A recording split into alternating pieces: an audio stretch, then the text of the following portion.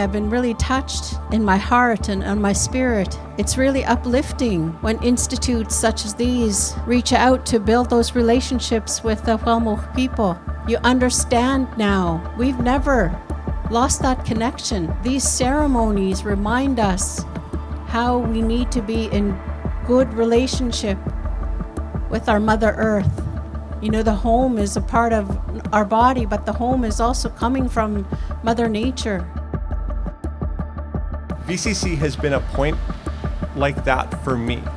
As a member of the 60s Scoop, I grew up in an interracial family, a little bit disconnected from culture, and VCC was actually a place that I was able to bring in two worlds and really sort of grow that part of understanding of an Indigenous person that I am.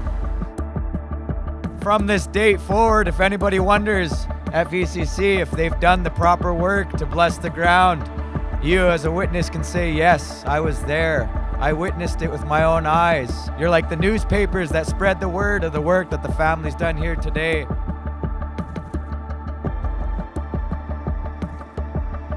What you've offered me today to be a witness, and to be a witness who had the opportunity to speak, really touches me as a person, as Brenda, as a human.